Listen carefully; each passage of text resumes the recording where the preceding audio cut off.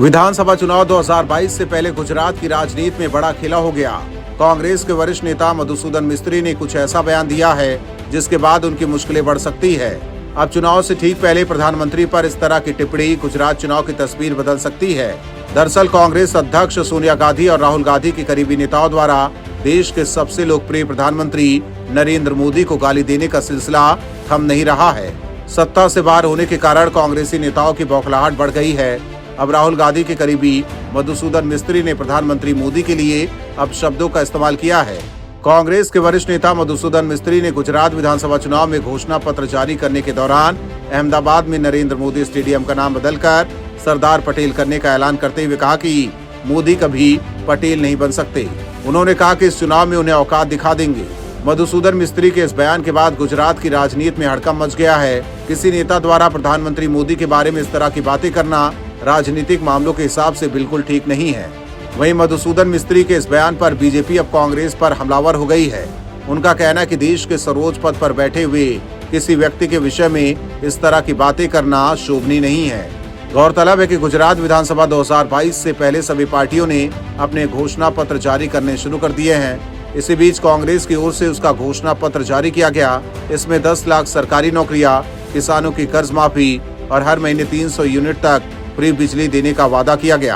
कांग्रेस ने अपने मैनिफेस्टो में भारी भरकम दावे किए, लेकिन इसमें वादों से ज्यादा विवादों की छाया नजर आ रही है।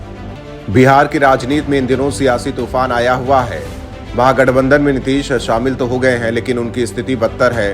नीतीश कुमार को आए दिन कोई आरजेडी का नेता गरिया कर चला जाता है और कुर्सी की खातिर नीतीश सुनते रहते हैं। ये सिलसिला तब से चल रहा है जब से नीतीश आरजेडी के साथ सरकार में शामिल हुए हैं। अब आरजेडी के एक नेता ने नीतीश के बारे में खुलासा कर उनको फिर नीचा दिखाने की कोशिश की है। दरअसल गठबंधन की राजनीति के दौर में एक सीट के लिए मारामारी की कोशिश रहती है। चुनाव के आखिरी वक्त तक सीटों के बंटवारे को लेकर राजनीतिक दलों में आखिरी वक्त तक रस्साकशी चलती रहती है। ऐसे में बिहार की सबसे बड़ी राजनीतिक पार्टी राष्ट्रीय जनता दल ने अपनी सिटिंग सीट सहयोगी जनता दल यूनाइटेड के लिए छोड़ दी। इसके बाद कयासों का बाजार गर्म हो गया है।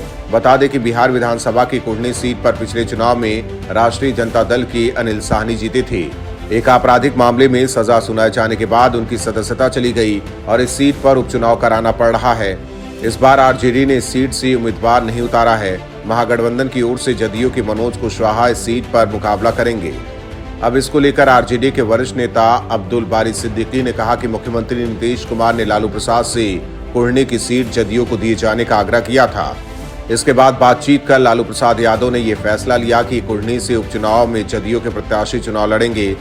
मतलब साफ है कि नीतीश कुमार ने आरजेडी से ये सीट मांगी है। हालांकि आरजेडी और जदयू भले ही दावा कर रहा है कि महागठबंधन में सब कुछ ठीक नहीं है, लेकिन जिस तरह से बार बार नीतीश कुमार लालू और तेजस्वी के सामने नतमस्तक हो रहे हैं, इससे तो यही लग रहा है कि बाप और बेटे दोनों मिलकर नीतीश कुमार को नचा रहे हैं और कुर्सी के लालच में नीतीश नाच भी रहे हैं। लेकिन देखने वाली बात होगी कि ये खेल कितने दिन तक चलता है। ब्यूरो रिपोर्ट, न्यूज़ चौक। बिहार में इन दिनों एक नई बहस छिड़ गई है। बहस के केंद्र में है महागठबंधन सरकार की दो बड़ी पार्टियां आरजेडी और जेडीयू और साथ ही लेफ्ट पार्टी सीपीआई के राष्ट्रीय महासचिव दीपांकर भट्टाचार्य। लेफ्ट का हमला तो अपनी ही महागठबंधन सरकार पर है, लेकिन बीजेपी इस ताजा घटनाक्रम के बाद सिर्फ लेफ्ट को ही पानी पी पी कर कोस रही है। बीजेपी की तरफ से जो हमला हुआ है वो सीधे सीधे वामपंथी पार्टी पर ही है। हालांकि बीजेपी ने नीतीश तेजस्वी को भी नहीं बख्शा है, लेकिन सीधे निशाना लेफ्ट पर ही लगाया है। बीजेपी प्रवक्ता डॉक्टर निखिल आनंद ने लेफ्ट पार्टियों को इस दफे आड़े हाथों ले लिया।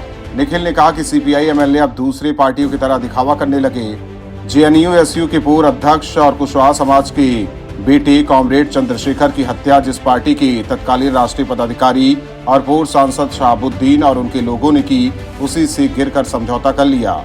ये इस हद तक गिर जाएंगे विश्वास नहीं था। आगे निखिल आनंद ने कहा कि अब जो वादा खिलाफी की बात दीपांकर भट्टाचार्य कर रहे हैं, किसानों का सवाल हो, शिक्षकों का सवाल हो, व्यवसायियों और आम लोगों की उनकी सुरक्षा का सवाल हो, कहीं भी नीतीश कुमार खरे नहीं उतर रहे हैं। अब तो नियुक्ति पत्र बांटने का ये इवेंट मैनेजमेंट तक कर रहे हैं। एनडीए सरकार में बांटी गई नौकरी वालों को ही ये फिर से नियुक्ति पत्र बांट रहे हैं। बीजेपी ने कहा कि दीपांकर का सवाल सही है, लेकिन सीपीआईएम वालों को अपने गिरबान में भी झांकना चाहिए कि वो राजनीति के लिए कितने गिर गए हैं। बता दें कि इससे पहले सीपीआई माले के राष्ट्रीय महासचिव दीपांकर भट्टाचार्य ने बयान दिया था कि महागठबंधन सरकार उम्मीद के विपरीत लोगों को निराश कर रही है। चाहे मामला शिक्षकों की बदहाली का हो या फिर भूमिहीनों का।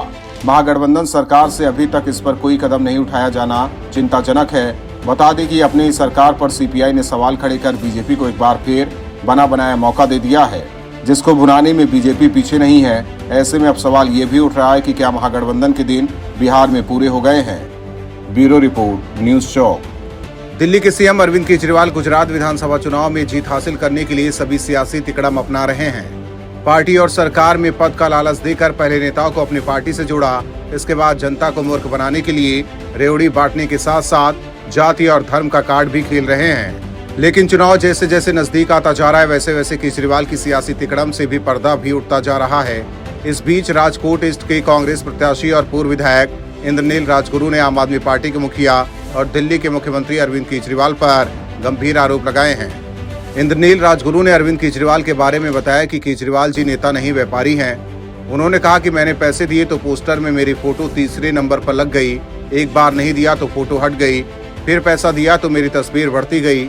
उन्होंने आरोप लगाया कि आम आदमी पार्टी पैसे लेकर टिकट देती है, केजरीवाल बातें कुछ और करते हैं और उनकी वास्तविकता कुछ और होती है। वो जानबूझकर आम लोगों को टिकट देते हैं ताकि वो इसका प्रचार कर सके। आम आदमी पार्टी में शामिल होने के मामले में इंद्रनील राजगुरु ने कहा कि वहां जाने के बाद पता चला कि ये तो और बड़ी झूठी पार्टी है। केजरीवाल कहते हैं कि वो भ्रष्टाचार को कम करेंगे, लेकिन उनकी सभाओं के लिए पैसा कहां से आता है।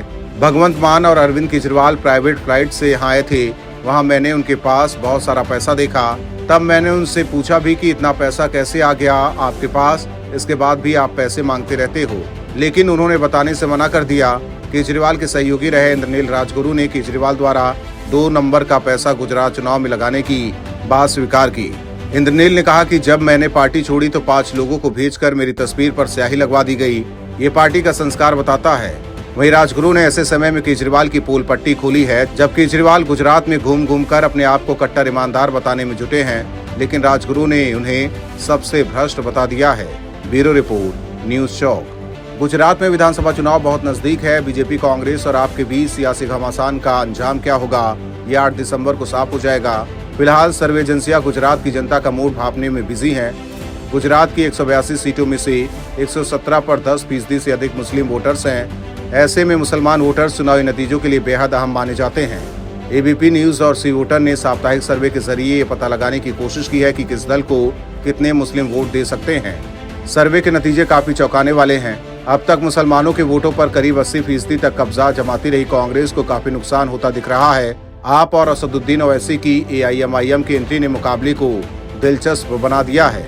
सर्वे में कांग्रेस को 47% मुसलमानों के वोट मिलने की भविष्यवाणी की गई है, तो दूसरे नंबर पर आप रह सकती है। पहली बार गुजरात में सभी सीटों पर लड़ रही अरविंद केजरीवाल की अगुवाई वाली पार्टी आपको 25% मुस्लिम वोट मिलने का अनुमान जताया गया है।